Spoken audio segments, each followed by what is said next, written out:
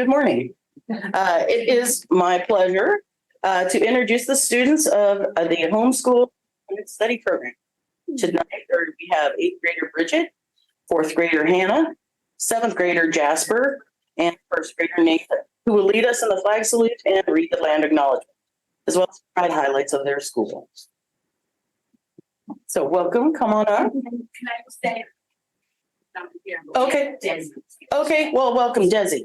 Thank you. Oh, her.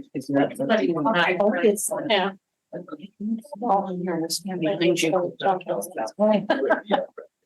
Come on up. Flag is right here behind us. Yeah. You guys stand over here, and Jet, you come over here.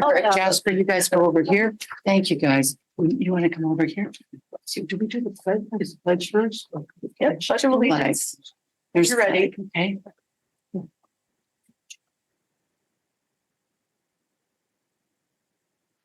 Go ahead. I pledge allegiance to the flag of the United States of America and to the republic for which it stands,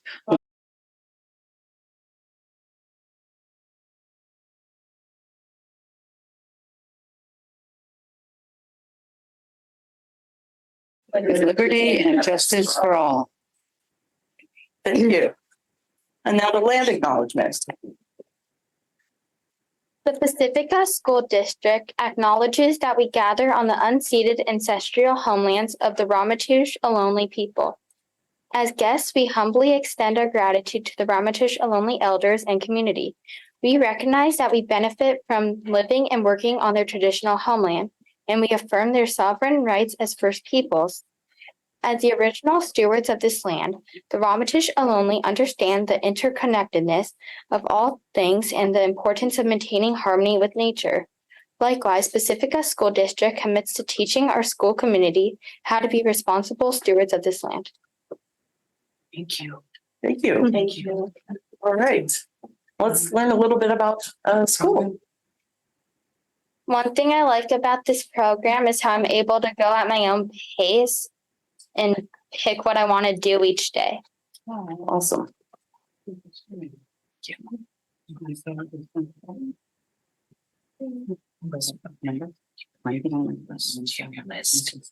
can take your list out. Okay, get ready. Okay. You don't want to? But Hannah's ready. He's a little shy. Okay. Hannah's ready. The teachers are nice, and my brother Nathan likes the mystery science program. So thank you. Jasper, you're up. Thank you. Thank you. One thing I like is that I can take as much time as I need to finish the things that I need to do.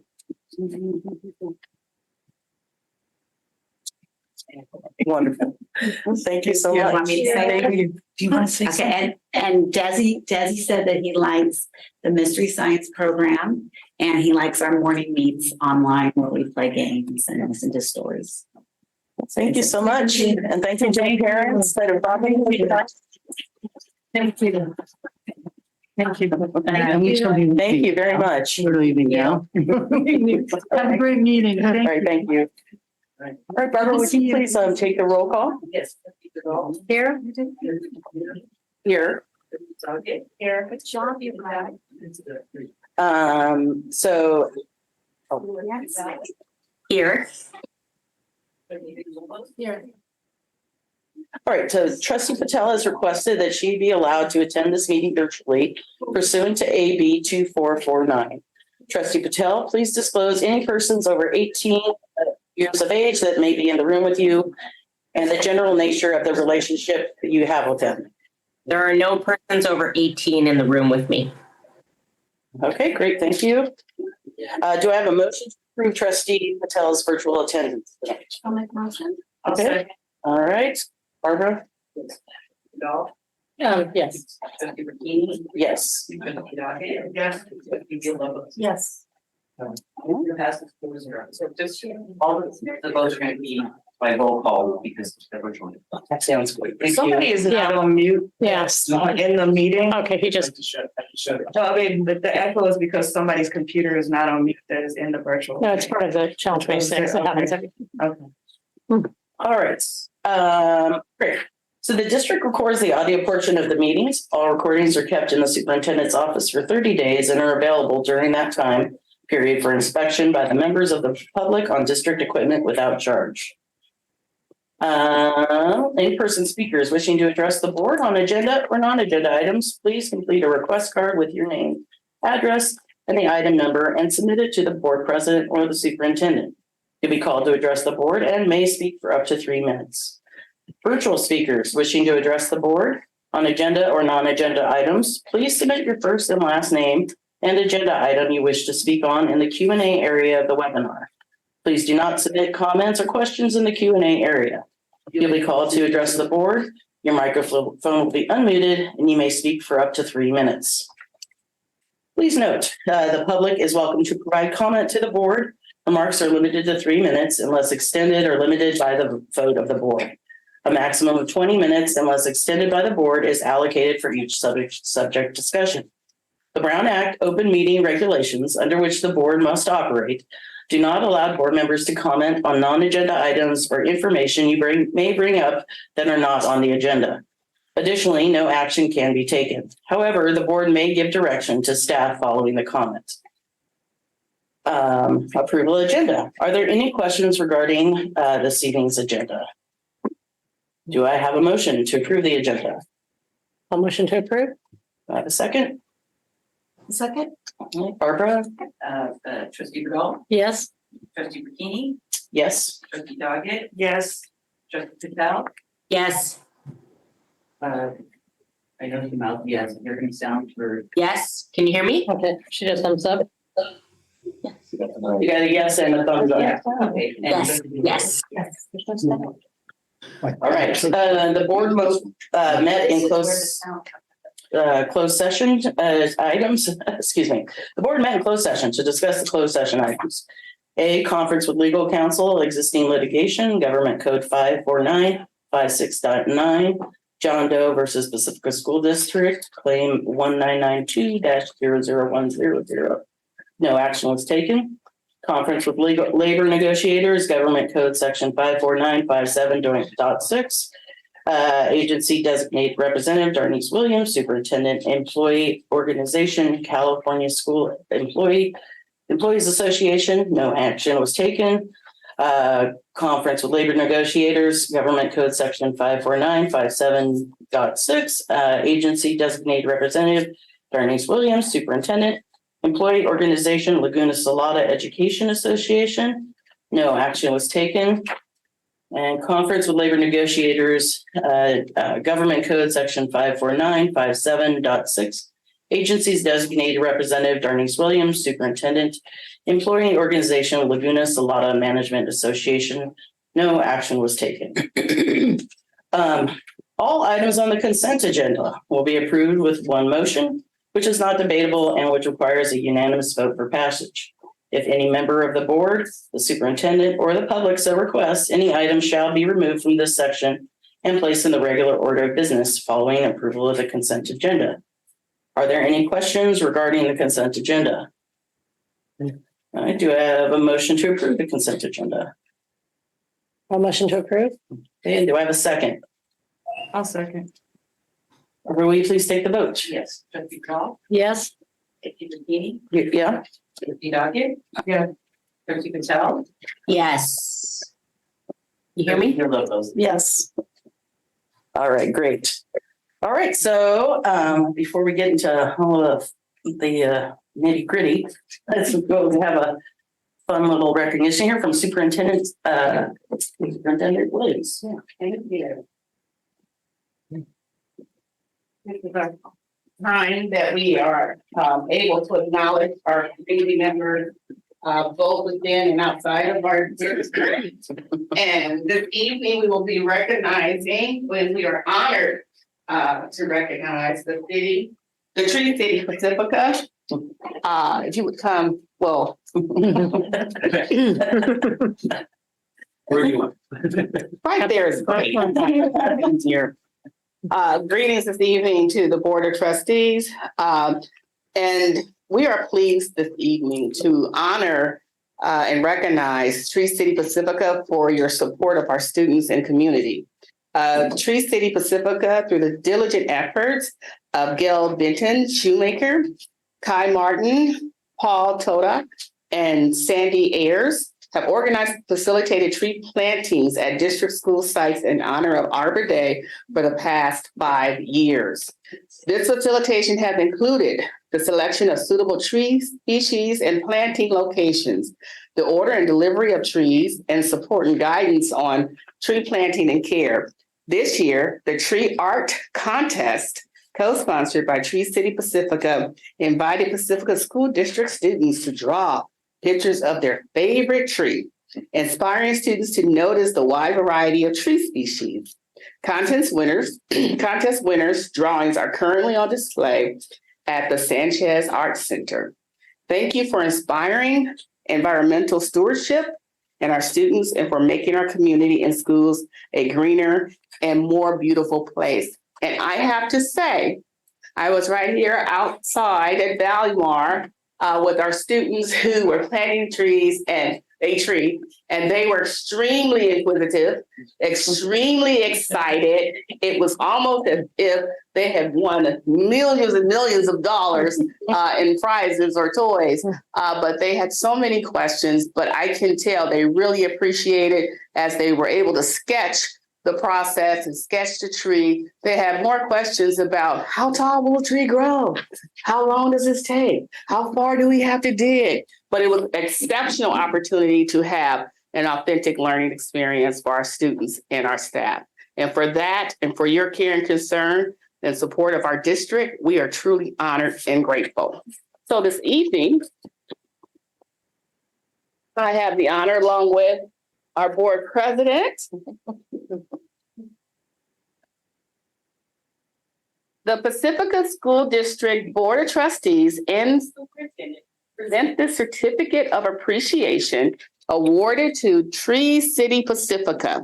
Thank you for your service and commitment to our students and staff. Come on over here.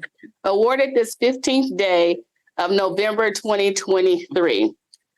Thank you so much. All right. We cannot do it without you. We'd like to take a picture. Put it on our.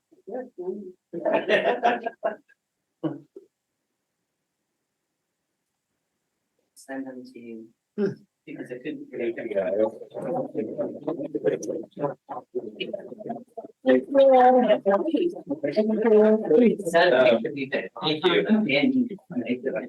I just especially recognize amongst our group Guy, who's done, he was kind of the spearheading of this inclusion of the schools as part of the effort, and there's all the crazy organizational part of it. I get the fun part of selecting the trees and getting them to the ground. I think going forward, after hearing what you said today, it might be kind of nice to think about staggering the school plantings, somebody who we actually be present at them. They all happen kind of simultaneously. But after hearing how inquisitive the students are, it'd be kind of nice to be able to share some knowledge and witness that enthusiasm firsthand. So yeah, we'd be honored to be able to do that going forward. Well, thanks so much. My involvement with the New York contest, and I was overwhelmed with the quality and the number of student art submissions, really through the roof. Wonderful job for all the students and teachers involved. Thank you so much. Thank you. I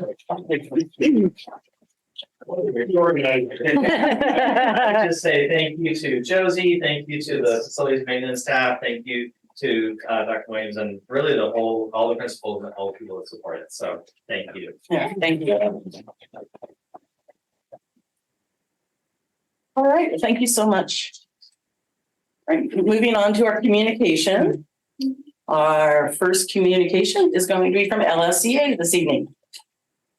Good evening. Good evening. Last week, I came and spoke to you before closed session about upcoming negotiations.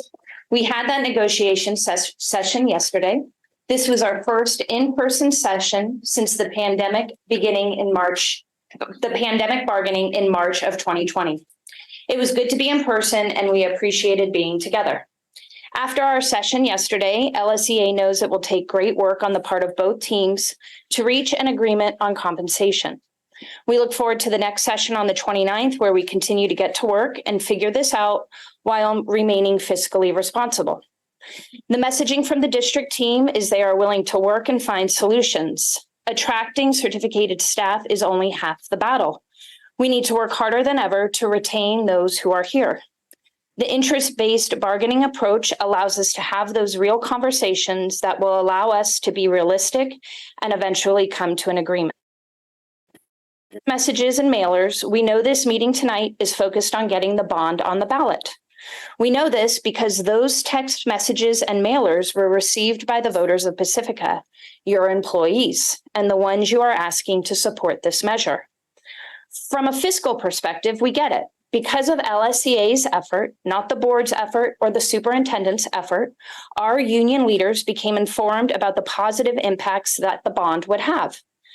Zero effort was on display from board members or the superintendent to get additional information to labor partners. As a valued leader in the community, I did receive a very generic email on Monday informing me about the bond. Another box checked for the district. I definitely don't feel like a valued leader when working with the board or superintendent. Moving forward, please give your labor partners a heads up about situations in the district. You need us projecting a positive image. It's not that hard. A simple gesture, a bit of conversation costs nothing. November 14th, 2020, I had a long chat with my friend, Patty McNally. Topic of conversation was, of course, union work. We sprinkled in plenty of other chatter when we spoke each day, but the bulk of our work together was our union, our members, our students, and our district. Always trying to problem solve and find solutions for all parties. 3 years ago today, I didn't think of crap. Sorry. I got the phone call that Patty had passed away peacefully in her sleep.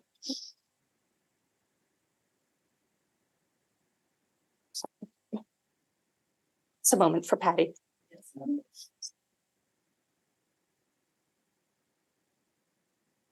I should be on Zoom. It's easier at home than standing in front of all of you. I wonder what on earth she'd say about the state of affairs of our district. There's still no money. Many of the board members are still unwilling to have chats with us, and the district continues to put more and more on our plates. I have no doubt in my mind she would be proud of every word. Just get over it. Every word our union leaders would say, and every action our union members have taken. She would encourage our members to keep trudging along, do the good work for the good of our members, our students, and our Pacifica community. Continue to work together in the face of many challenges.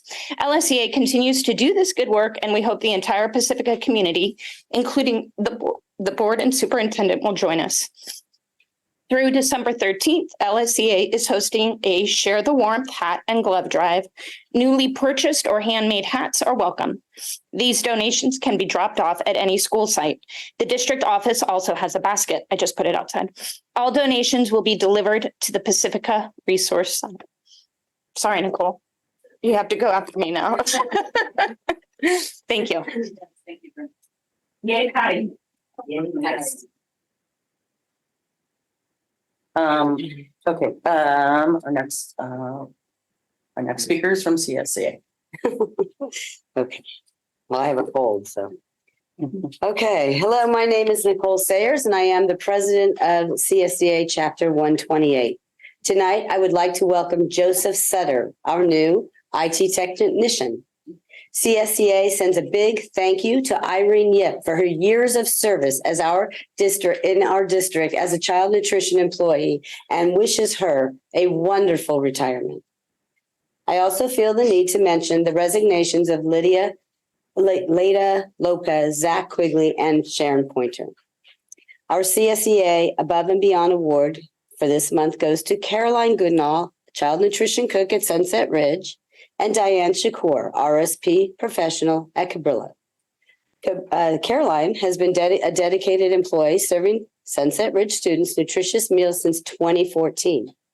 While the Sunset Ridge Kitchen has been under construction, Caroline has helped the district come up with sustainable solutions with serving breakfast and lunch without a kitchen. Diane has been a dedicated employee serving as an RSP paraprofessional since 2025. Shortly after the start of the school year, she agreed to increase her workday by 1 hour to serve the low-grade RSP students at Cabrillo School. Diane has made her students receive most, if not all, of their service minutes since the beginning of the school year. Assume positive intentions. This is a term I've heard the superintendent say many times since the start of the school year. Assuming positive intentions is a good thing. It infers that someone has good intentions and that you should trust them and their decisions. It also could mean that someone made a decision that did not turn out well, but they had good intent. Before the beginning of the school year, on August 11th, CSEA was informed that the district planned to discontinue about 4 contracted employees' contracts. They believed that they had enough staff to manage the special day classes and suggested that we were going to use a ratio to determine staffing needs. CSEA was a little unsure about what this all meant, but agreed, and I assumed positive intentions. On Sunday, August 13, I sent an email to the superintendent, and I asked if she might consider taking a quick trip to see the classrooms that would be most affected by the proposed changes, to see the student behavior profiles of the students we work with, to better understand why the classes were staffed as they were. I never heard back, and the decisions were made. Since those decisions were made and put into effect, I have stood right here and reported to you the safety concerns that I have witnessed in our special day classes. I can now report that 2 parents actually pulled their students out of the classes and requested that they be moved to different classes in different schools in our district. One CSEA member who had been working successfully as an RSP paraprofessional was moved the day before school started due to lack of personnel, and she was eventually placed into a special day class. The CSEA member is now on workers' comp due to an injury incurred in an unsafe, understaffed classroom, and now may need surgery and does not even know when she can return. Embarrassing as it was for the district, they also had to bring back 2 of the 4 contracted employees due to low staffing ratios. All this turmoil because I assumed positive intentions. Assuming positive intentions really has not served CSEA that well over the few months since school started in August. And now the district and board of trustees are considering putting a $70 million bond on the March 24 ballot to complete needed repairs and improvements across our elementary and middle schools and the district facilities. I even received an outreach letter to see if I would support this project.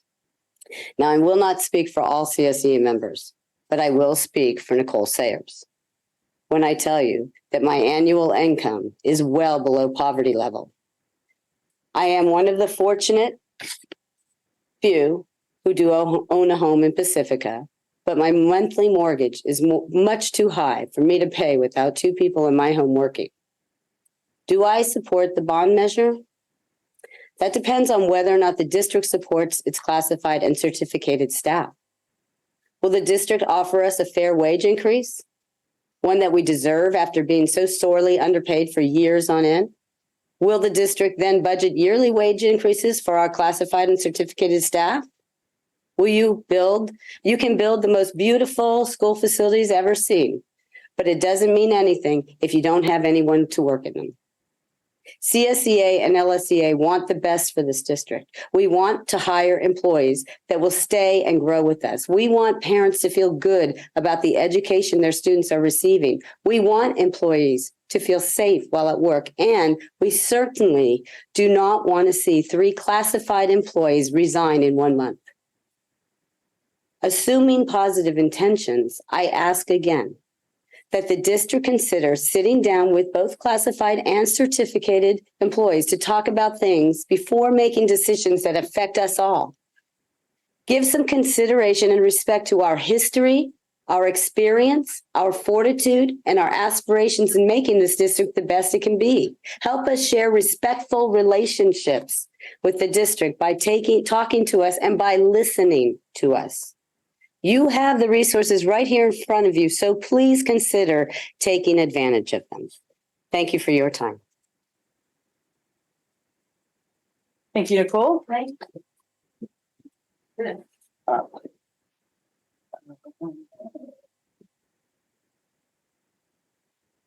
So I have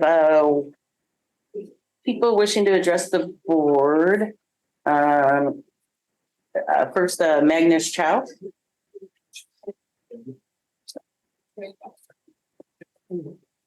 Hello. Hi, good evening, board members and superintendent. My name is Magnus Chow.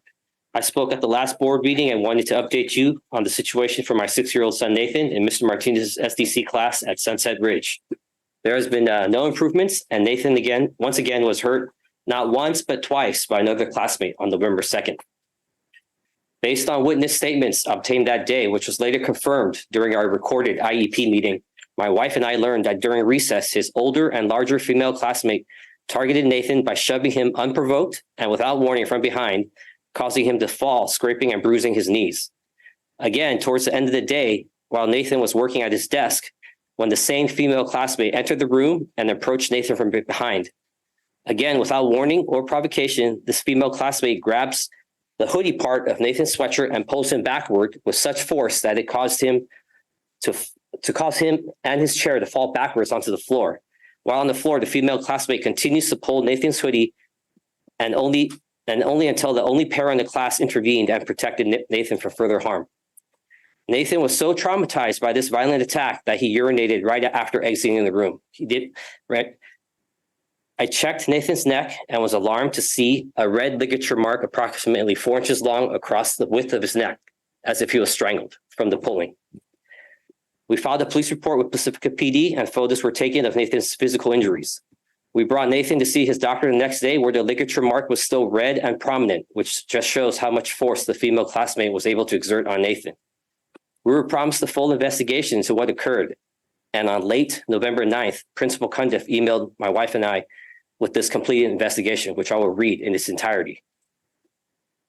Incident on November 2nd, 2023, investigation on November 2nd, 2023. At 1:25 p.m., a student of C4 entered the classroom, followed by adult support. She walked past her seat and went behind Nathan and grabbed the hood of his jacket. Mr. Martinez, a para, and 2 behaviorists were in the room. The para was closest to Nathan and separated the students. Mr. Martinez asked the staff to have the students move to a different setting. They went out to the playground. He had the student that pulled Nathan's jacket remain with a behaviorist in the class.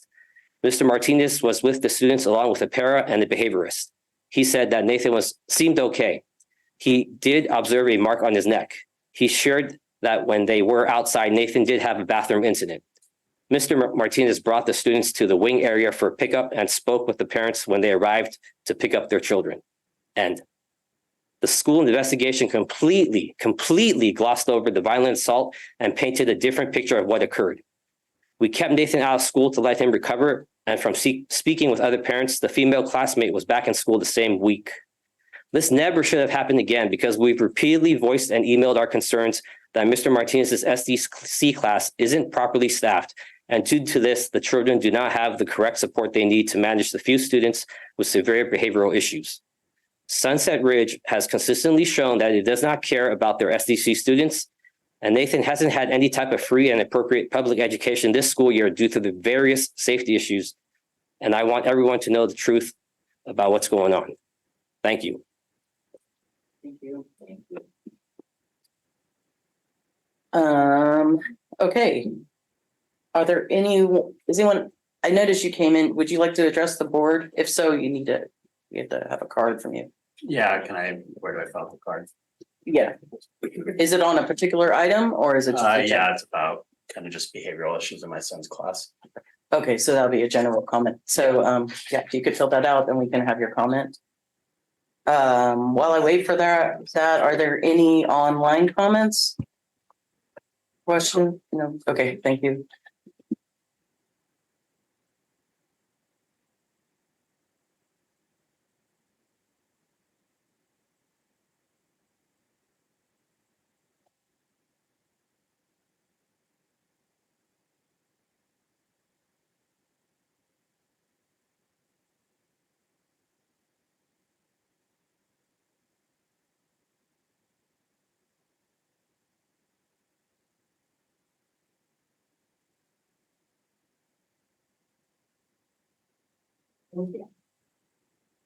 It's Mr. Brian Olson from Pacifica wishing to address the board.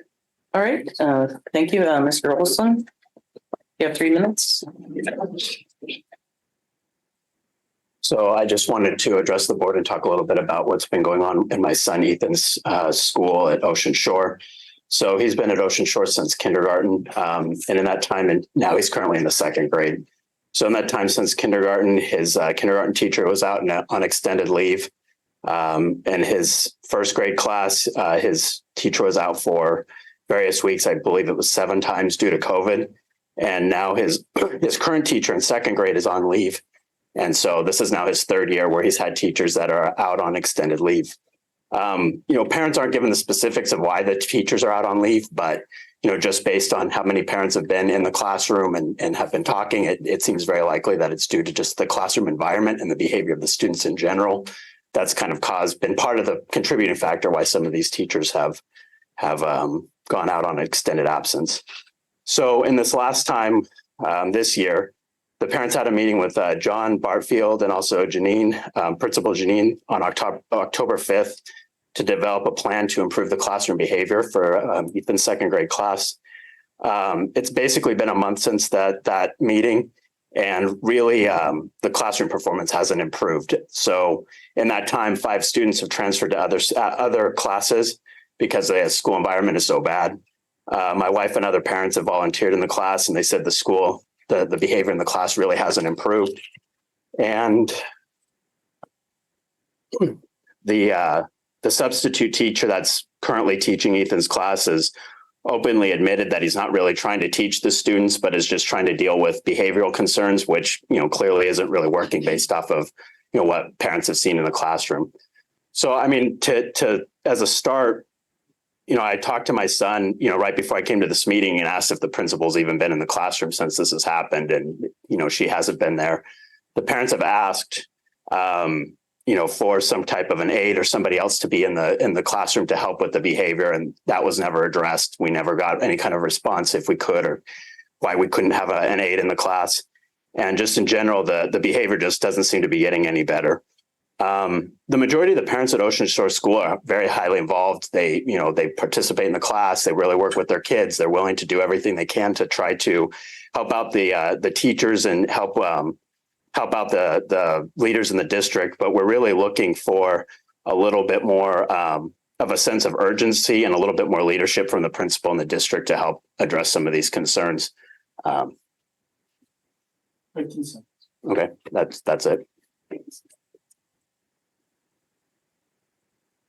Are there anyone else that would like to address the board before we move on? Except for I do have 2 comments that are going to be on item 12A. So I do have those notes.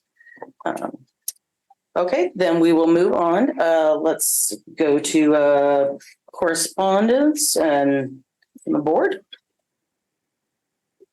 Let's actually, I guess, anyone have a correspondence they want to comment on? Correspondence. Okay, let's move on to then board superintendent communications. So I'll start at the end. Pi, are you? I participated in a special meeting we had last week regarding negotiations. And there have been other things that are happening, but that's the biggest thing. Right, okay. I was also in the special meeting regarding negotiations, and then also helped out at the Ortega Book Fair, which seemed to be very successful. I think they only had it for 3 days, but it was definitely 3 busy days. It was a lot of fun. I was enjoying it. Awesome. Sorry. I just received a lot of emails from parents about Ocean Shore and other schools that I've been reading, and I do hear and listen to all of them. And then I had my regular meeting with the superintendent. I've been doing book fair at my school too, and have been very busy. Okay, thank you. Trustee Patel.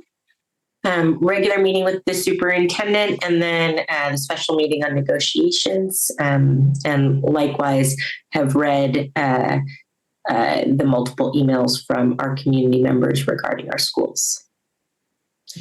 Right, thank you. I also have received emails and read them all and have heard to everyone. And I have also been at the special meeting regarding negotiations, as well as a bond language meeting that we had.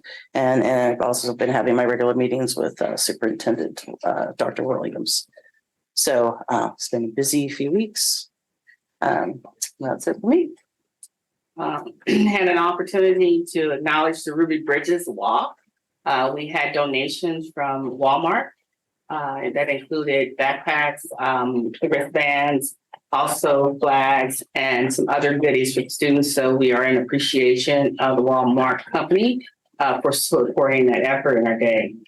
In addition, I've had an opportunity to meet with Dr. President Rante from Skyline College to have conversations about a potential partnership and what that would look like to bring potentially college prep opportunities and high school prep opportunities for our Pacifica school district students. And so I'm looking forward to more conversations. We will follow up with the chancellor and then also the president of Kenyatta College as well.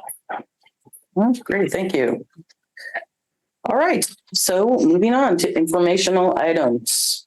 So our first thing this evening is school climate update with Mr. Bartville.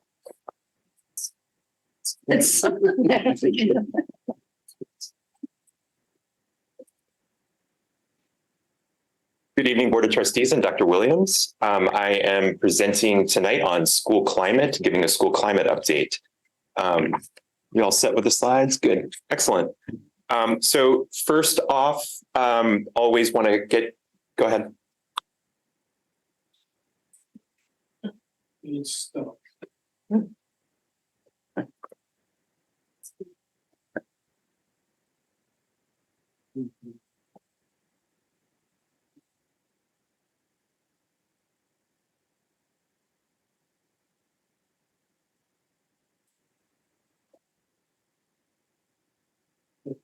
Oh, that's weird. The graphic shrunk way down for some reason. Our ACE got shrunk. Yeah. Okay. This first slide here is as we start our presentations, we like to make the connection back to our district's guidepost of ACE, attendance, academics, community engagement, and embracing inclusivity and diversity. School climate really, I think, hits all of those four guideposts. They're all part of this, all a part of that's pertinent for all of those groups. This definition I like from the National Center for Safe and Supportive Learning Environments about school climate. I won't read it, but it is a nice kind of encapsulation of what we are striving to create in positive school climate at our schools. We will start with some discipline data, as we usually do at these meetings. We share with you where we are with the easiest metric to look at is suspension data. So we'll look at our suspension data. And this graph shows in-school and out-of-school suspensions. And you can see obviously on the right is 2023, 2024. 2022, the other years, that is at the end of the school year. So we're at the middle, well, not quite at the middle of the school year. And we are at, as you can see, 9 in-school suspensions and 8 out-of-school suspensions already. So we are a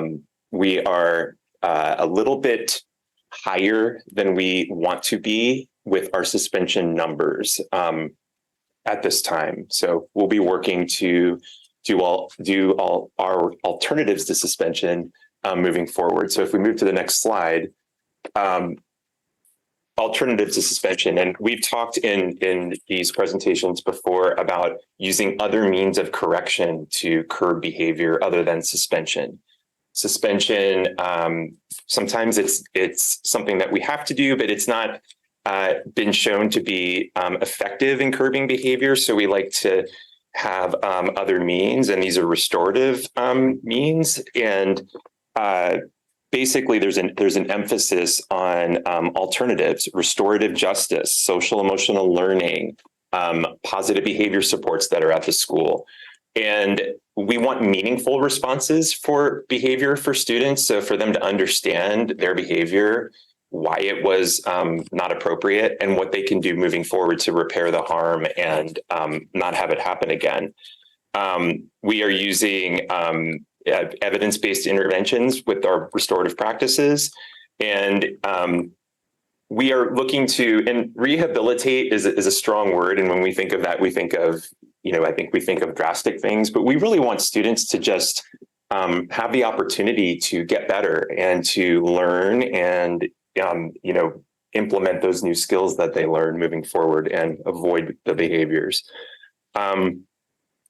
And we've also kind of looked at various spaces at school that could be good for students who maybe if they're escalated that they could calm down. Sometimes classrooms have that, but we're looking at spaces at schools for that as well. So again, it's a restorative approach. Go ahead and go back. Yeah, right there. Yes, resilience and collaboration. So the resilience model is what we're trying to build with students. We want them to be resilient. They go through something behaviorally, and we want them to learn from that and to get better. We also are looking at community resources, hooking up families and students with pieces that might be out there in the community to help them.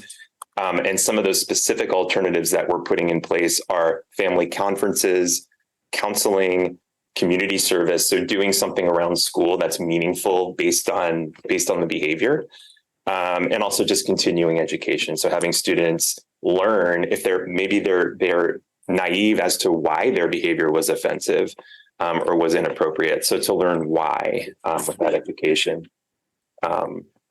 Okay, so now we'll shift and we'll talk about our mental health supports in our school district.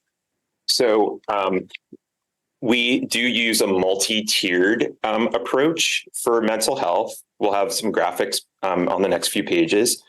And it's preventative programming and intervention strategies that we put in place to address students' needs, physical, mental, and behavioral needs. The mental health program that we have is built through collaboration and support through districts, schools and administrators. Mental health professionals are social emotional wellness teams. And again, looking to see who out there in the community we can partner with also in our schools to help. The next graphics, you can keep clicking, Stan, because the graphics will come in. We've used this before. It's a very, it's a nice graphic where it's tiered supports. The bottom tier is universal. All students get these services. Tier 2 are more selected, so more targeted interventions. And then our highest level of intensive intervention at Tier 3.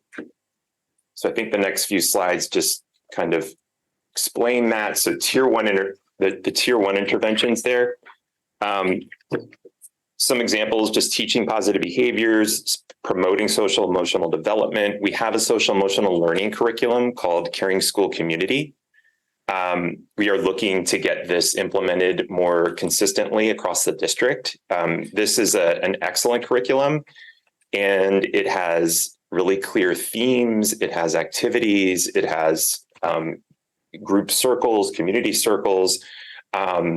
And we definitely want to see where staff is with the implementation and see what we can do to help them with the social emotional learning curriculum. Tier 2 interventions are more personalized for students. They're shorter term because they're more intensive. And typically for mental health, this is provided by school counselors, for the most part. So these are students who have been referred for counseling at their school sites. So we have various systems at schools that identify students who might benefit from counseling. And this would be part of that Tier 2 support. Short-term targeted group, individual counseling, also sometimes behavior support plans that we put in place for students. to see if we can kind of curb something that's happening for a student. And then our tier 3 is going to be our most intensive set of interventions. Typically, these are assessment-driven interventions. Students with IEPs who are eligible for special education could be up in the tier 3, and the services are provided by our mental health staff, typically for that. So moving forward, a little bit more about mental health programming and our social emotional supports in the district. So all schools have school counselors, school psychologists, and ERMS counselors. ERMS is an acronym, Educationally Related Mental Health Services. So it's IEP-based counseling for all intents and purposes. So all schools have access to that. We talked about the social emotional learning curriculum, Caring School Community. And then our community partnerships that we talked about. We have a typo at the bottom square there. It says medical. That's Medi-Cal. So the C was supposed to be capitalized. We do have a Daly City Youth Center counselor at Sunset Ridge who provides services for Medi-Cal eligible students for us. So that's what that is. And last year we had more of Daly City Youth Health Center because we weren't fully staffed. This year we started more fully staffed, so we only have that one Daly City counselor at Sunset Ridge. All right, moving forward, just talk about suicide risk and threat assessment. So these are two really heavy things that can come up for students at just in their lives and also at school. Students who may have suicidal ideations and express that, or there's a possible threat of violence that is detected. So on both of these, we have to do an assessment process where we need to determine the level of risk with both of these processes. So we have been trained on this. We've got our lead mental health counselor, Raquel Buchanan, has really taken the lead on working with making sure everybody went to the main training at the county, but then also working with individual school teams to make sure that they understand the protocol and the process for this. There's essentially levels to it. Once you determine a risk level, there could be next steps. There always are next steps. But we're really proud of this. I mean, it's not fun that this happens, obviously, but we are proud of our response. Usually we're able to respond right away when this comes up. We're following the county's protocol. And yeah, I think everything else I talked about there. Last year, our final numbers for suicide risk and the level 1 threat assessment, 27 suicide risk assessments and 3 level 1 threat assessments. So we were able to respond. Just level 1 means. No, just meaning it's the first time it's at the lowest level, and it's the first time that a team is getting together to determine the risk. Okay, thank you. Yeah. And if they think it's an elevated risk, it goes to a level 2, which is a more involved process. Okay. All right, thank you.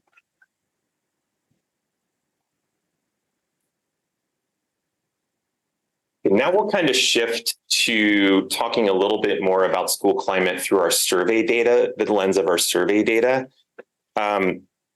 This is the Panorama survey. We'll talk a little bit about this from spring of 2023. Just forgetting what year we're in. So when we're looking at school climate, we really want to pay attention to the input from community, staff, students, parents. And the Panorama survey is a great way to get this. So it measures 3 areas: school climate and culture, positive relationships, and school safety. We surveyed family, students, and staff, and you can see the grade levels of students that are surveyed. You can keep flipping there. Just keep going. Yeah, so these are the numbers from the spring survey that responded. So it was a good response rate.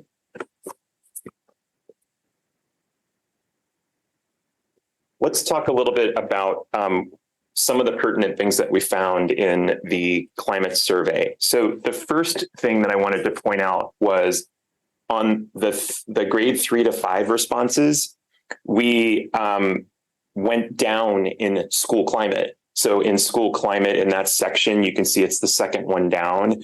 And over on the right-hand side, there's an 8 pointing down. That means we went down 8 points. So that's something that we need to pay attention to, and we'll talk about that in just a moment.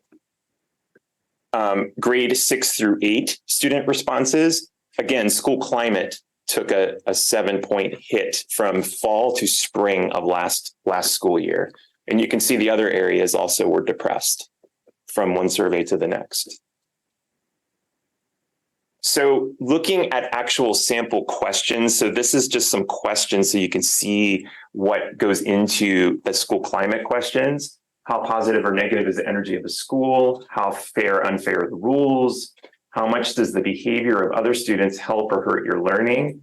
How often do your teachers seem excited to be teaching your classes? And you can see, again, over, if you go back, just go back a second. On the right-hand side, the arrows pointing down mean that we went down those points, that amount of points.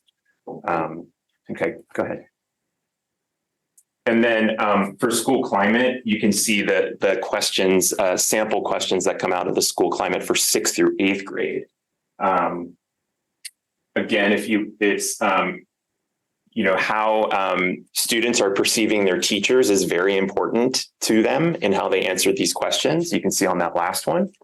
And the second one, how pleasant or unpleasant is the physical space at your school? That is a little bit lower. So I wanted to point those out as pertinent pieces from the survey that we're going to go in more depth on this school year.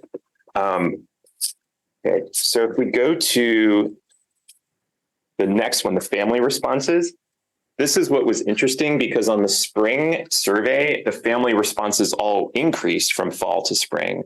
So we actually saw a big increase in academic needs. And also you can see school climate had an increase for the parent survey at that time in the spring. These are the family responses, yes. Yeah. So again, we had favorable responses for school climate declining from fall 22 to spring 2023. Engagement was another area is stronger in the survey results for 3 to 5 versus 6 to 8. We talked about that last year as well. We saw the same thing where there was a little bit less engagement for middle school. Students' perceptions regarding their teachers have significant impact on their engagement. Engagement is definitely affected by peer behaviors. And we found that. And generally favorable responses from families, although somewhat very discrepant from student responses. Okay. Let's go back, I think, one, Stan. So when we look at engagement, and when we're looking at this at our school sites and how we can do this work moving forward and have students feel more engaged, we're looking behaviorally, emotionally, and cognitively. We're looking at those 3 areas to foster the engagement for students. So it kind of helps when you're organizing, plans of action to have it be kind of really distinctly with those 3 areas. Of course, attendance. Now, attendance, we've talked about that with the attendance campaign. This is a key.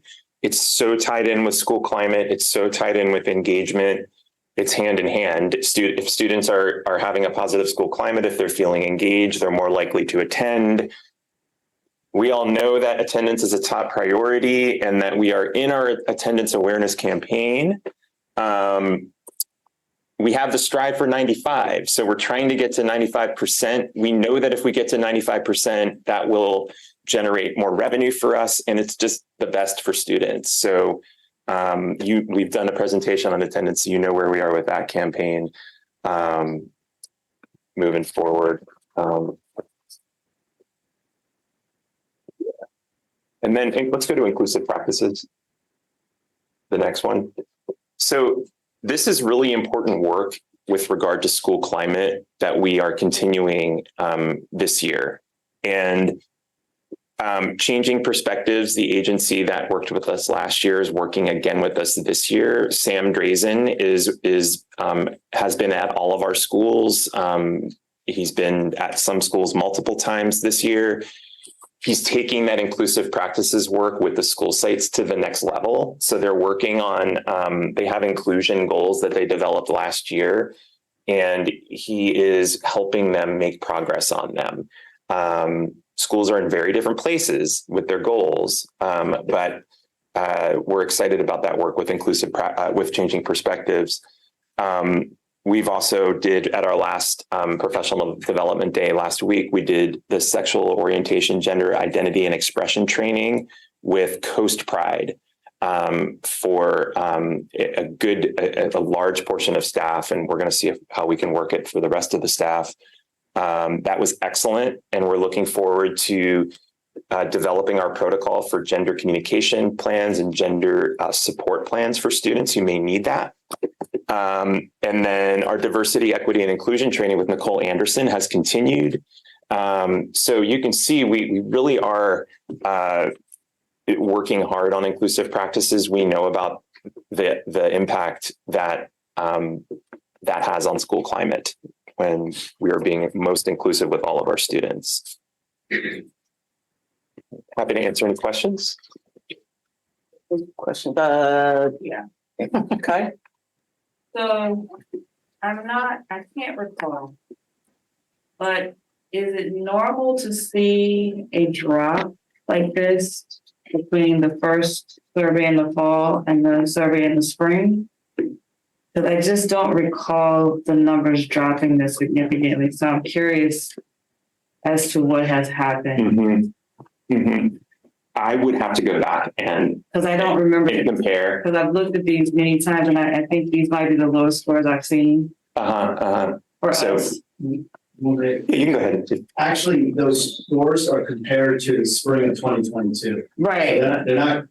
Oh, I thought it was from fall. Okay. They're spring of 2022 to spring of 2023. I don't have the answer to the question that you're asking as far as why it dropped so significantly, but the questions were worded a little bit differently. They were asking basically the same thing in the fall of 2022 to the spring of 2023. The questions in the fall of 2022, they were addressing the same climate, safety, those pieces, but they were asking because they were given at the beginning of the school year. So there was a little bit of different wording, but they were still measuring the same thing. So, I mean, we can come back. Like I said, it's the questions were asked in the fall and then again in the spring. And I just can't recall if we always see a drop between fall and spring. I'm interested too. So because I'm concerned, but you might have a little fatigue in spring, where you're just tired. So I'd like to know if this is a normal thing that it drops, or like I said, I've seen these numbers before. I don't recall them doing this. So I would like to see a comparison. We can definitely prepare that and send it and share it for sure. All right. I see a hand up, Trustee Patel. Yeah, I have just a couple of questions. And first, just to echo Trustee Doggett's comment, I thought it was a little strange to compare spring of 2022 and fall of 2023, just because those are very different time frames and therefore also represents different students. So like grade 6 is a different set of students. And so not necessarily looking at that. So I would be interested in previous years comparisons. Going back, John, to the RTI model, the tiered instruction. Thank you for sharing that, because I do think that's a really important thing that you've reiterated multiple times, which I think is fantastic to make sure we make that practice really ingrained across the district. So thank you for sharing that. And I have a question around Tier 1. As a former teacher, I remember how little attention I paid to Tier 1, but how critical it was to support not having so many students kind of move into Tier 2. And a lot of Tier 1 while SEL and all of that is really important, it is just about quality instruction that happens in the classroom. It's about the academic environment and supporting every student access the material. Because as I remember, if a student felt unsuccessful in class, they were much more likely then to have a behavioral episode that would need to be dealt with. And so I guess my question is, what types of, I guess, differentiation or, kind of personalized academic supports are teachers being trained on or given to really bolster their tier 1 support? But Trustee Patel's over there, so maybe I'll face here. I'll face here. There, you're right there, Trustee Patel. Was about mental health. That pyramid, and I know learning is a part of that. But I was talking about like mental health services, and for tier 1, it's kind of hard to grasp in a way, but like absolutely. Good teaching practices and inclusive teaching practices, basic inclusive teaching practice are part of tier 1. Also just expectations, clear expectations around school inside the classroom, as far as, expectations for behavior, for, positive behavior at the school. So students like buying in to those systems and wanting to be a part of that in a positive way. So how is that promoted at the school site, and how is that bottom tier? How are those universal supports? How are those students feeling that and kind of experiencing that? So with regard to like instruction, that would probably again be Mr. Lucy to talk about how all that's being differentiated with teaching. But looking at the pyramid with the mental health is kind of how I was trying to portray it. Okay, thanks. And then when we look at the results of the panorama survey for the students, so let's take the drops kind of for what they are. In your mind, you shared the ACE framework and the attendance being one of the critical factors. What are some of the other, like what would your recommendation? What are the 3 things that the district needs to do to better support students given the results of that survey from your perspective or the team's perspective? And I'm going to say that it really depends per school site. So what we will do is share the panorama data with school sites. It's already been shared, but we'll talk about it with them, and that practice of looking at that data and looking at things that are pertinent to their site and what's happening with them. They have various site teams that they should talk about this with. How can they improve school climate at their school site? So I know I'm not like listing 3 things, but I know that what we want to do with this data is have it be actionable. And school climate is a little bit somewhat nebulous. It's kind of hard to grasp. So it's a little bit more of a trickier conversation, but we need to do work in this area. So we need to figure out how to make that happen at our school sites. Can I add something too? I'm looking over here, but through the school plans for student achievement, which they worked on last year for this year, they looked at their panorama data. They looked at their fall and their spring panorama data, and they made for most of them, goal 3 was around this piece. So they have actions within that goal 3 at each of the schools around this climate piece. But more work. It's not just setting actions in place that are addressing clear discrepancies in the data or clear things that are coming from the data, but it's also the monitoring piece. And I think we can do a way better job in the monitoring of our SIPSAs moving forward in those actions. So I would say that the top 2 things that were put for each of them was that beginning of the year, that welcoming piece at the beginning of the year. Each of the SIPSs has an action around making the community feel welcome and feel like a community. There were actions in each of the SIPSs around that because of what the data was showing them. And remember, this is perception data. So this data is what the students are perceiving, what the staff is perceiving, and what the families are perceiving. So but they're all very much tied to the SIPSA. But I think there's way much more we can do in the monitoring of those things instead of just having those actions in there, implementing them, and there's not really monitoring them. We need to continue to do that part of it. Yeah, thanks, Will. And I do remember the SIPSAs, the principals specifically highlighting the panorama data. So absolutely. But I do wonder if as a district, kind of we can hold ourselves accountable for the summation of those changes. So saying, this dropped this many points through the SIPSA process. These are the 5 actions that schools are really taking to address this one. And that way we can kind of see, here are the actions. And then next year when we compare results, we can kind of assess. Because I think one challenge that I'm having in general is effectively the revision cycle. So, we have this data, we did some work. And then, it's hard to know, like, did we assess the work that we did? Was it useful? Was it not useful? What worked? What didn't? Here's the new results. Are we going to do something differently now, or just keep doing what we were doing? I think that narrative, I just struggle. I feel like every time we see the data, it's like a brand new kind of cycle as opposed to a history of what we've been working on, or what you and the team have been working on. Thank you. My question. Please. I just had some questions about the tier 2 intervention. Yeah.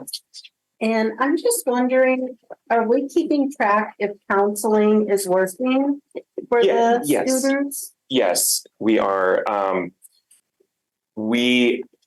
So sometimes counseling is referred through the student study team process or child study team process, where the team has implemented the counseling for X amount of time, and then there will be a checkpoint to see, at the end of the counseling period, how it went. Do we need to continue with it more? How effective was it? Do we need a higher level other than school-based counseling? Do we need to work with the family on outside supports? So,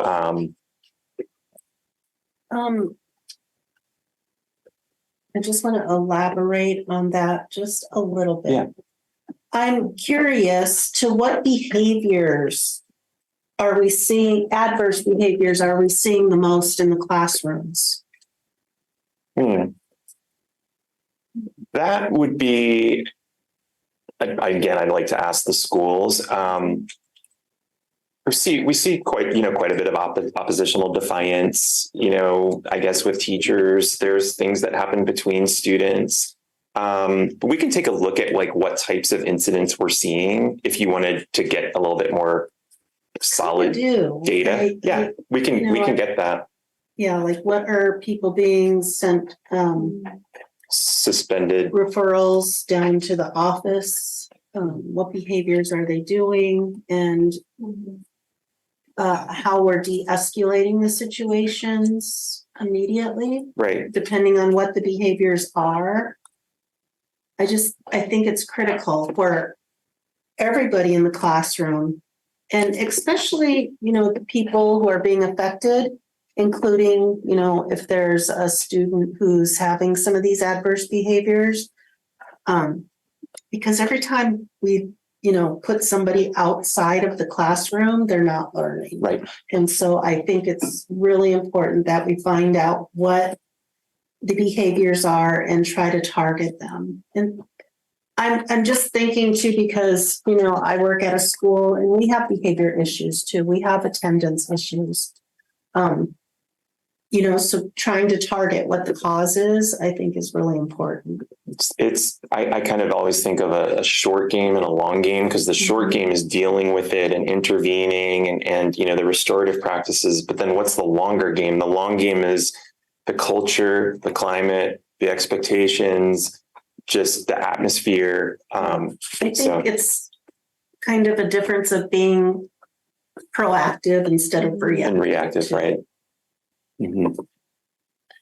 And then I just wanted to know, there were 27 suicide risks how many were last year? That was all from last. Oh, that was year. all from Yeah. last year? Yep. And so the year before, is this about the same? I think, let me get that for you. Lower or higher? I will get that.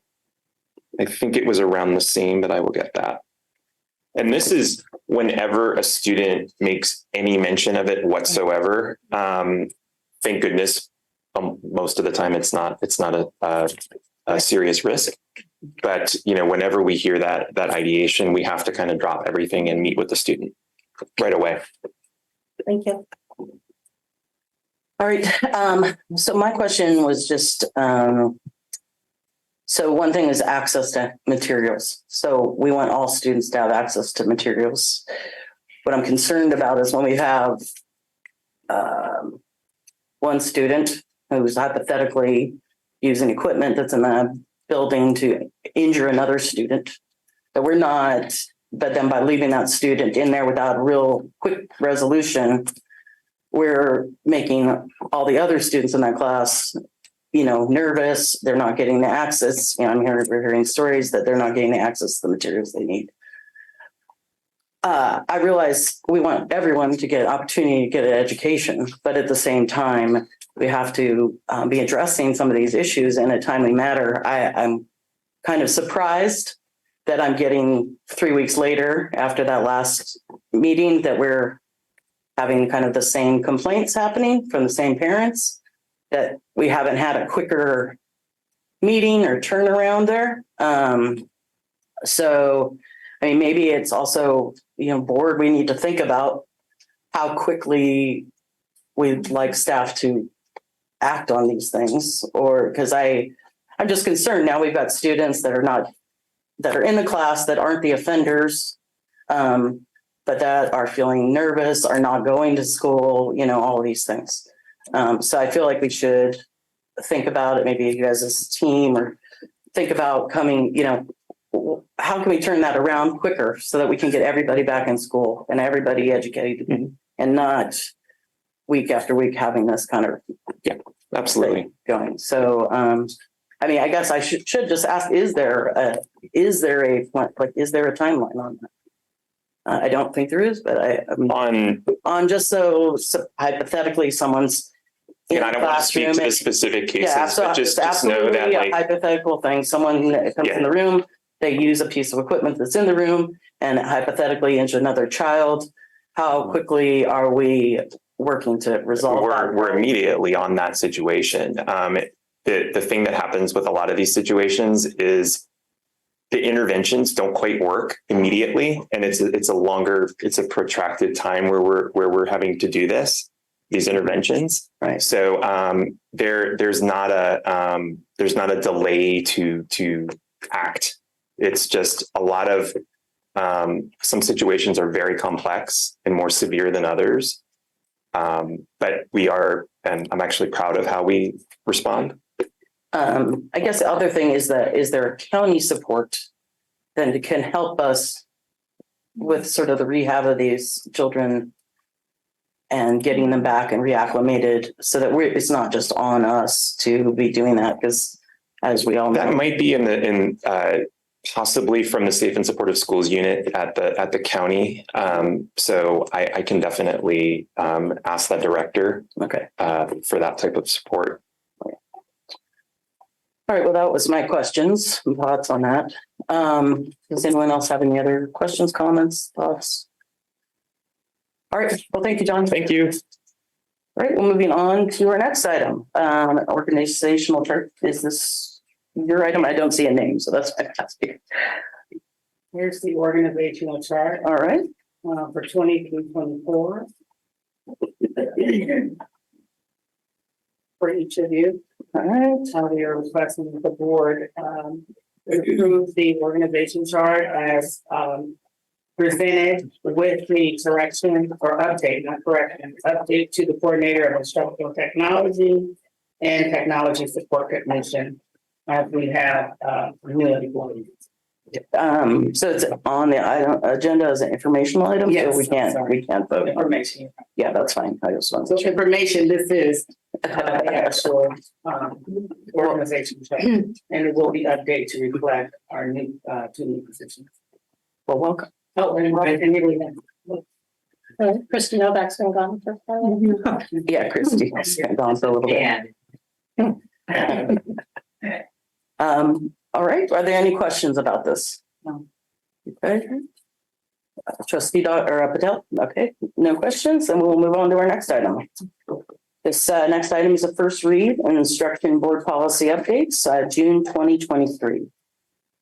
All right, so what we present in front of you is the first read for the, I believe these are the June CSBA policies and administrative regulations. And I'm just going to briefly kind of go over each of them. You have them. The first board policy that's on there is the 6159-2, which is the non-public, non-sector school and agency services for special education. And this is a policy that was updated. It was based off an agreement that was made in 2022 between Davis Joint Unified School District and the U.S. Department of Education. And it's basically, the point here is that if a student is placed in an MPS, that the practices that are outlined in the IEP continue, and that specifically the use of seclusion or restraint should not be used if it's not dictated within the IEP and in the agreement. So that's that policy, that's that update to that change. And then board policy 6173-4, which is the education for American Indian students. This is a new policy that addresses legal implications and best practices for the education of American Indian students, including the philosophical statement which recognizes the unique culture, language, and emotional needs of Indian students and the ways those needs may be addressed. The importance of cultural relevant curriculum for all students related to local American Indian tribes, and the practices implementing strategies necessary for the improvement of the academic achievement of American Indians. The policy also provides for the involvement of a California Indian Education Task Force as encouraged by the new law, AB 1703, which happened in 2022, with the identification of and the related supports for American Indian students most at risk at not meeting state academic standards, and the additional protections for American Indian students prior to suspension or expulsion. There's other pieces to it, but those are more relating to high school students, about course completion and those things. But that's really the gist of that policy. And it again is a new policy. It's not an updated of a previous policy that we've had. And then board policy 6174, which is the education for English learners, the policy update to remove outdated material and to reflect the new law, SB 941, which permits districts to enter into an instruction collaboration agreement with another school if there is a teacher shortage, or if there is some classes that are not being provided because of teacher shortage. For instance, a science class, technology class, engineering classes, we can enter into an agreement with another school district to allow that access.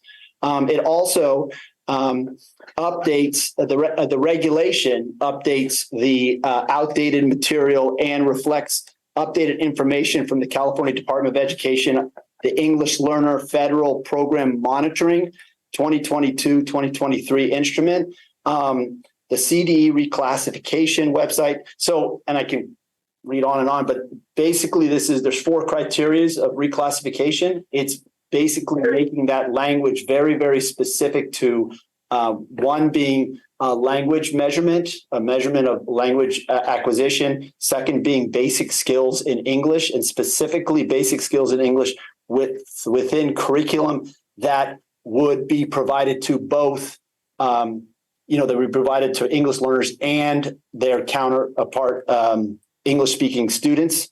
That was very clearly put out here as being addressed in this. And then the also providing opportunities for interpretation with parents through the consultation with them when redesignation is being considered, that they are consulted and that they're consulted in their primary language, the families. And then and I think, the rest is pretty much what's been in place already. The regulation does also highlight this 4-year post reclassification monitoring. It's almost like a reminder, because it's always been in there, the 4 years of that you had to monitor students that were redesignated. You had to monitor them for 4 years to make sure that their transition to fluent English proficient it was the right move. But this the regulation highlights it even more. So, and that's. Are there any questions on that? Okay, no questions on that, Ivan? Great, thank you. So the next is first read on policy updates, zeros of 1,000s and 9,000s. Good evening, board. Just wanted to bring to you the first read for the updates, the policies, the 1,000 and the 9,000. So you've all reviewed the policy, so I'll just go through really quickly, highlighting some of the major updates. For policy 0420.4 charter school authorization, this policy is updated. One of the major updates includes that the district may charge the charter school for the actual cost of supervisorial oversight up to 1% of the charter school's revenue in the district. Provides the charter school with facilities, if the district provides the charter school with facilities and charges the charter school a pro rata share of the facilities cost. Additionally, the policy is updated to reference additional components that must be included in the procedure specified in the charter for when a charter school ceases operation. Moving to exhibit 0420.41, charter school oversight. This policy is updated to include that admission preferences may not result in limited enrollment access for specified students, and that mandatory parental volunteer hours may not be the basis of a preference or criterion for admissions or continued enrollment. Policy 1113, district and school websites. This policy is updated to reflect that although not necessarily applicable to districts, requires a business that provides an online service, product, or feature likely to be accessed by children to comply with specified requirements and provides good guidance for districts seeking to create a safe online space for students. Exhibit 1113, district and school websites, emphasizes the update that requires the district to post on its website interim expenditure reports on the use of learning recovery emergency funds. In addition, it would require school sites serving students in any grades 6 through 12 to have a digitized mental health poster that is distributed online to students through social media, websites, portals, and learning platforms at the beginning of each school year. Bylaw 9322, agenda meeting materials, updated to include that to provide each agenda for a regular meeting is required to list the address designated by the superintendent or designee for public inspection or documents related to records of the statement threatening litigations against the district to be discussed in closed session. In addition to the documents related to open session, when such documents have been distributed to the governing board less than 72 hours before board meeting, it clarifies that the board president and superintendent decide when an item is placed on the agenda, include that public records under the Public Records Act and which relate to an agenda item which contain a claim or written threat of litigation, which will be discussed in closed session, are required to be made available to the public, in addition to documents which relate to an agenda item scheduled for the open session of a regular meeting. That's interesting. All right. Any questions? Any questions? All right, great. So we're going to now move on to action items. We have two people that would like to comment on item 12A. So before we move into that, I think we're going to go ahead and have public comments. First one is Pauline Gonzalez. All right, if you'd like to. I'm good. How are you? So you have 3 minutes to speak, and you can. Oh, I'm going right where I am. Okay. My name is Pauline Gonzalez. I'm a resident of Pacifica. I've been here for 15 years, and I do have a house. I'm also a senior citizen. I retired like 4 years ago, and currently I'm paying on bonds that routinely come up year after year after year for the same things that you've listed on this flyer here. For, better facilities, equipment for the schools and whatnot.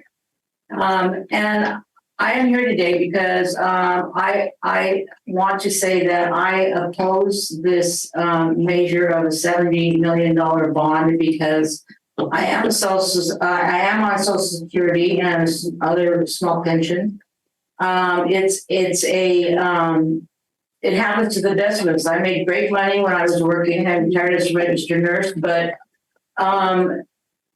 with the cost of living, my Social Security and stuff does not. It goes up a little bit, but then my Medicare goes up and whatnot. So I'm always, I'm never going to be able to keep paying these bond measures that come up, for 70 million, which is rounds out to $30. It looks like it's not much $30, but it's $30 per $100,000 of your own. Okay, so I feel like this is actually kind of a senior gentrification at its best. When you live on a set limited income, and you're already paying for bonds for the elementary school district, you're paying for bonds for Jefferson High, you're paying for Jefferson High maintenance, you're paying for the college bonds. Okay, 51% of the money that comes from the taxes goes to the schools already. Okay. To me, it's like putting seniors, pushing seniors out of being able to live in this nice area where they've actually been paying taxes for years and years and years, and you want to use my dime to finance, these low rentals to get what you call staff that are going to provide you better safety and better education for your students. But I don't see that. It's easy to just go right to say, hey, let's do another bond and try to get more money from the community. When we struggle to even survive on the income that we have. Okay. How do you possibly expect a person to do that? When a bond and the money isn't the answer to the problems that you have. Listening to this thing tonight, I can see that there's issues, and better teachers and what they built one school off of the money already, right? For low rental. Is that bringing you in any more? Guaranteeing you're going to bring in teachers that are going to do the necessary things. I'm limited on time. Anyway, what I'd like to say is I oppose it. Unless there's going to be an exemption for seniors, I am adamantly opposing this bond. I'm bonded out, and I'm absolutely against it. Thank you very much for your comment. So our next one is Marie Hartline. Okay. First, I want to state that I know how challenging a teaching profession, educating our students is today. I'm a retired senior and a 40-plus year resident of Pacifica. I'm here this evening also to represent not only myself, but other seniors I've spoken to on retirement incomes. We understand that monies the school district receives are often restricted in how they can be used, and that not all our educational tax dollars come to our local Pacifica schools. However, 51% of our house taxes do go to education. We have several bond measures for schools on our property tax bill that we are still paying off. These include Pacifica School District, the high school district, and the college district. And I've also had a couple bonds removed from my bill as these bonds included a senior exemption. Your current proposal of $30 per $100,000 of assessed value per year will add another tax burden to the limited finances of seniors. And an example is someone's taxes on a tax bond went up $116 from last year to this year, probably because the assessed value of, not the market value, but the assessed value of the property went up. And while your wording is correct, people's eyes fix on the $30 in your brochure, while the actual cost is higher and increases each year on our tax bill as assessed values of our properties increase. I'm opposed to your bond measure as it does not include a senior exemption. Without a senior exemption, it's not going to get my vote. Seniors receive a small monthly Social Security pension increase most years. Coming out of that small increases, after that is the increased yearly cost in Medicare that each of our supplementary Medigap health insurance plans and drug coverage plans generally increase as well. So now your yearly increase is even less. So now we're even farther behind as the net monthly increase has decreased and doesn't keep up with inflation. According to Anita Reese from the Pacifica Resource Center's article in today's Pacifica Tribune, it costs nearly 87% higher to live in Pacifica than the national average. And the cost of living went up by 4.5% just this past year, she stated. That's more than my Social Security is going up. You are knowingly or unknowingly participating in pricing seniors out of living in Pacifica. Your bond measure is requesting $70 million that states that a potential improvement bond could provide the funding needed to fix and improve school facilities. It doesn't even say it will improve school facilities. Your flyer states if voters approve the measure, funding could be used for updating classroom and science labs. I'm pretty sure the last bond issue was probably the same thing. I just have a little more, and I finish. Showing me photos of a rusted door and worn tile flooring to me is part of continued general maintenance and repair. Your flyer states the dollars could be used to ensure access for students with disabilities. All schools are already supposed to be ADA compliant.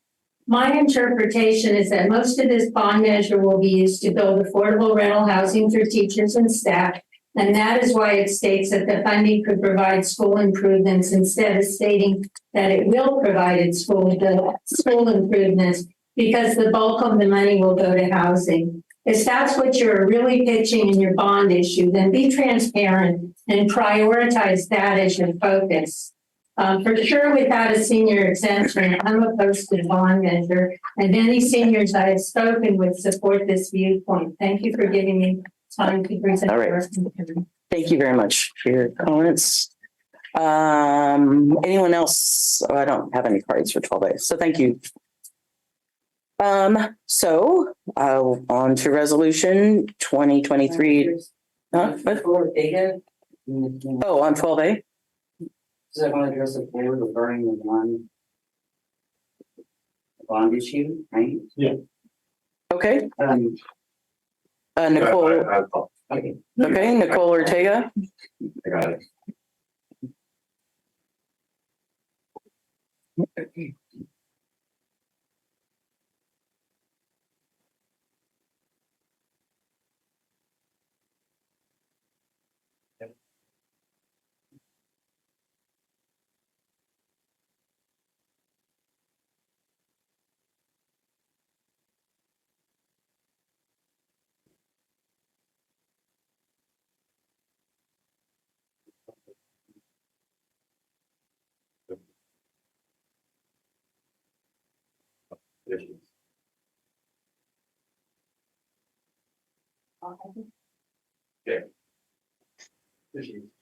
Hello, can you hear me?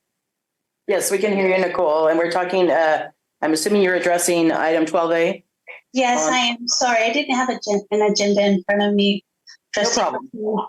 My name is Nicole Ortega, and I thank you for the opportunity to speak tonight. I wanted to address the bond issue.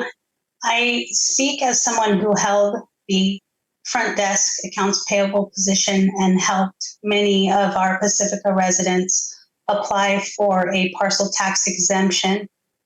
When we started passing bonds, they learned, and I learned myself, that they no longer could qualify for an exemption. And I helped several people in our community that were very worried about how they were going to make ends meet, especially with the fact that they're also obligated to pay bonds for the high school district, the fire department taxes, and also the community college bonds. I think we really need to explore alternate ways of funding. I think we really need to look into grant writing, possibly even having a position where that person helps us find alternate funding sources and their income is paid by the money that they bring in. I feel that we are really putting our senior population at risk. Not to mention, many of our district employees purchased homes long before prices soared. And our classified employees are the lowest paid in San Mateo County till this day. There is no way that people can make ends meet, keep the lights on, put food on the table, and still keep their homes if they can't pay their taxes. While I do understand the funding situation of our district probably better than most, I do not think that another bond will solve our long-term problems. CSEA looks forward to working with the district to address these issues. You have labor partners that want to partner with you. It is our hope that you reach out to us for some alternative ideas that can be explored. Thank you for your time. Good night. Thank you, Nicole. All right. So resolution 2023-11-15-A. This is the resolution ordering a school bond election and authorizing necessary actions in connection therewith. Just someone present this or? Yes. Yes. So it is recommended that the board adopt resolution 2023-11-15A, ordering a school bond election and authorizing necessary actions in connection therewith. The actual resolution, you have read it? You have reviewed it. Yes, Are there we any have. questions? Okay. No. And then, so with that, just know the background, at our August meeting, we had a workshop, and we also had the opportunity to discuss not only with the Board of Trustees, but we were presented with information as a district by Brian Godby of the Godby Research Group and Joy Comer of Team Civics regarding the revenue measure feasibility study. Further information regarding funding options for workforce housing and facilities needs were provided by Catherine Jacobson of RBC Capital and Makiko Sato. Financial advisors of ISOM advisors, general obligation bond, and certificates of participation. The focus of the item is the general obligation bond. So via a survey that was developed with input from the superintendent's ad hoc committee that was convened, there was a survey given during the month of October. The results of the survey revealed that a very solid base of voter support for a bond measure in March 2024 election. And so as a result of these efforts, we are prepared today, this evening, to bring forward a recommendation to the trustees to approve resolution number 2023-11-15A to order the school board election for the March 2024 election and authorize necessary actions in connection with the measure. All right, are there any questions regarding the bond measure?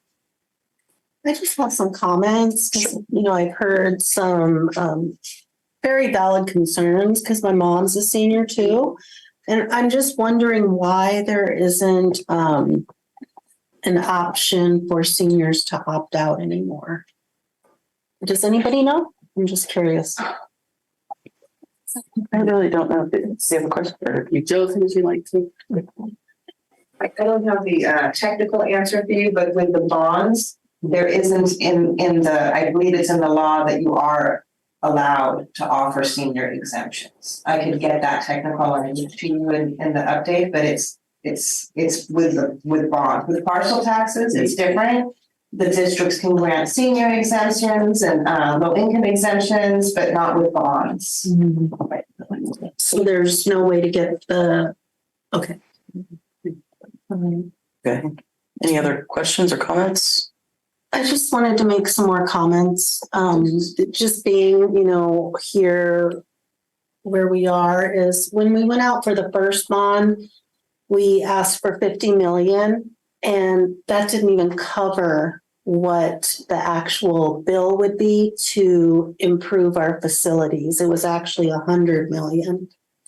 And so unfortunately, we weren't able to fix everything that was on the list because it was more than we actually went out for. And also there's just been some physical problems with some of our properties that has just been happening over again. And we try to keep fixing them, and it becomes more of an expense to do it that way instead of just, starting new. So I do empathize with the seniors because, like I said, my mom just retired 2 years ago, and, she has her fixed income and a small savings. She doesn't have a retirement fund anymore. So I just hope that you understand, why we have to keep our buildings going, so that the kids can keep going to school. That's all I wanted to say. Are there any other? I just want to add, please contact your state representatives to help us get more funding. This is not an easy place to sit and make decisions, and we are doing our best, and we try to find solutions where we can. And I empathize with you as well, because I don't think it's fair. It should be a senior exemption. I agree with that. But We don't have children in schools. yeah, I understand. But it's we have to make decisions to give our students the best that we can possibly get them. So hopefully there are ways to get more funding, but this is an option for us that we have to try at least. Can I ask a question? Sorry, I can't. Sorry. I just. No. Yeah. After the meeting. Yeah, if you want to hang out, you could talk after that. I do want to make one comment that something I didn't know about bond measures is that they can only happen on even years, which means if we were wanting to get more bond money, if we waited past this year, where now prices go up, and then we're having to start over again in 3 years after, potentially. So this is an opportunity. It's just the time is right for us, and just the way it is. And I concur with my peers. This is a hard job. There's a lot of things we have to think about and balance. So that's probably. Yeah. So I just want to say one more thing that I will get you, Trustee Patel, just a sec. I did have an email from a community member who, conveyed, why are we fixing up our facilities? Shouldn't that money be going towards teacher salaries? And that's one thing it can't go towards. We have to actually use it for facilities and not teachers' incomes. So hopefully that'll give us a little cushion, in that other area. And Trustee Patel, comment, question? Yeah, so I just reiterating what everybody said. As a parent in the district, I received a note from our principal that the school kitchen has dry rot, and so it's unsafe for students to eat there. And so they're now moving students to a different location.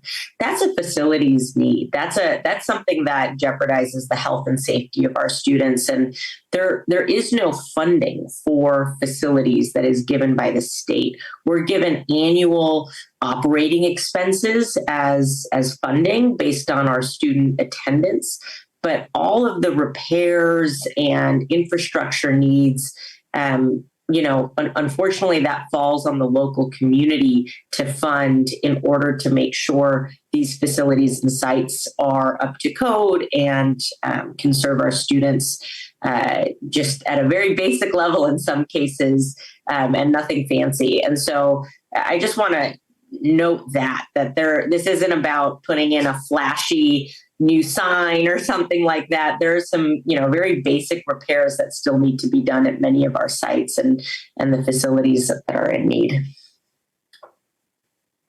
Right, thank you. Any other comments or questions? All right, with that, do I have a motion to approve resolution 2023-11-15-A?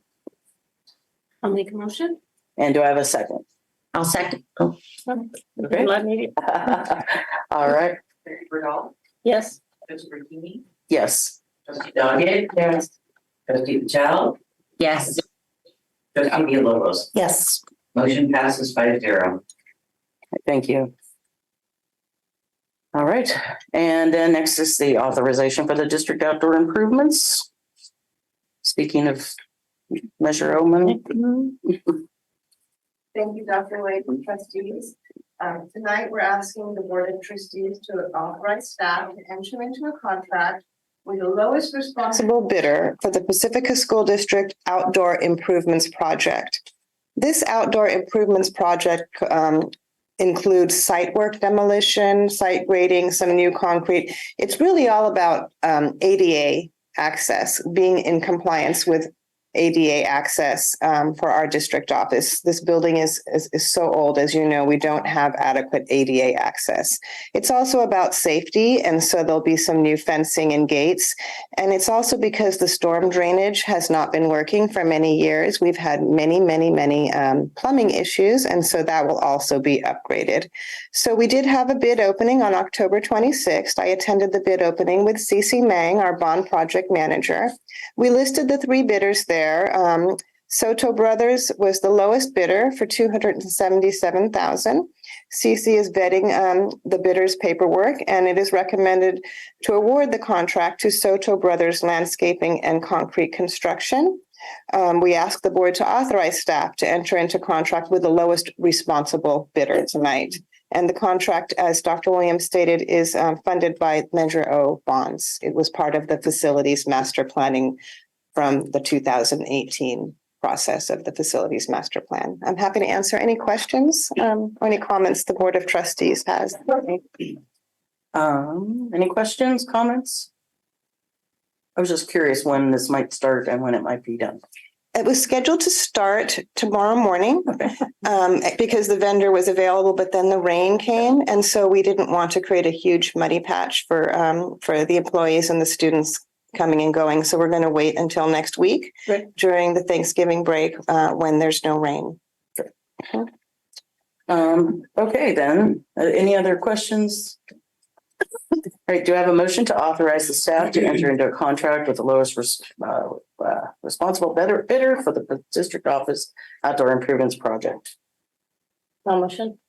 Do I have a second? I'll second. Barbara? Trustee Bernal, Yes. Trustee Burkini, Yes. Trustee Doggett. Yes. Trustee Patel, Yes. Trustee Villalobos. Yes. Motion passes 5-0. Thank you. All right, thank you. All right, provisional internship permit requested for certificated employees. This is an action item. Good evening, Board of Trustees, once again. As we speak about the need to attract and also retain qualified teachers or highly qualified staff members for our students and community.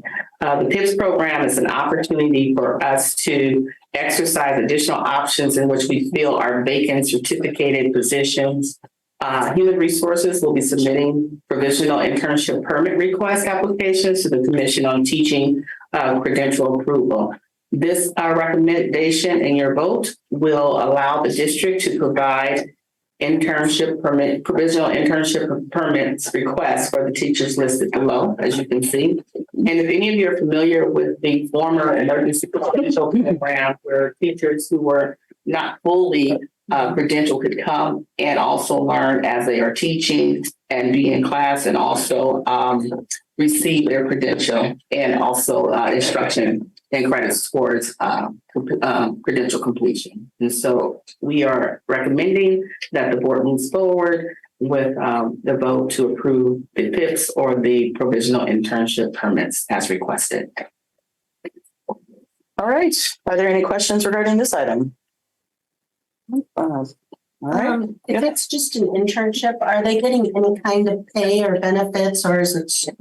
Yeah, they are paid, yes. So are they a full employee when they come on? Yes. Even as an intern? Yes. Okay. All right, great. Well, more bodies to help kids is a great idea. Are there any other questions? All right, do I have a motion to approve the provisional internship permit requested for 4 certificated employees? I'll motion to approve. Okay, do I have a second? I'll second. Okay, Trustee Trombley. Yes. Trustee Rubini. yes. Trustee Doggett. Yes. Trustee Patel. Yes. Trustee Villalobos. Yes. Motion passes 5-0. Thank you. All right, Board of Trustees, Superintendent's recap and future agenda items. Do you have any thoughts, questions, comments? I'd just like to reiterate that you can write to myself. I'm not going to talk for other board members, but you can write to me anytime or email me anytime about questions or concerns. And I do read everything. Sometimes I can't get back, as quickly as I want to, but I do read, and I do like to know what is going on out there in our schools. Thank you.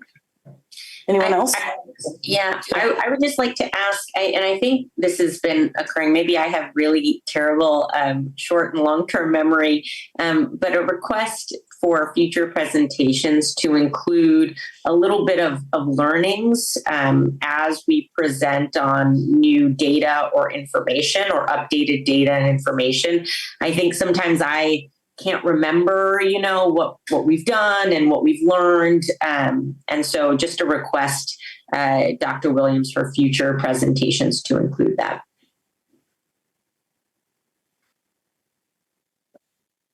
All right, anything else?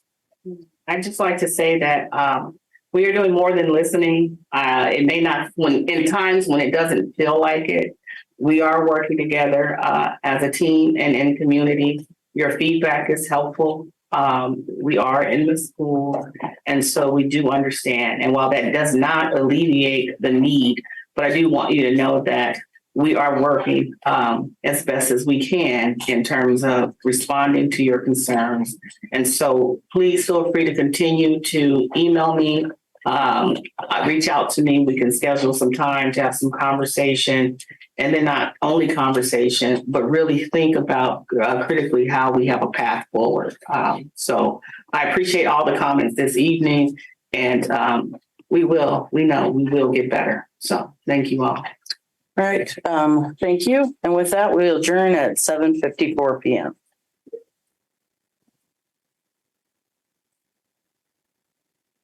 Record.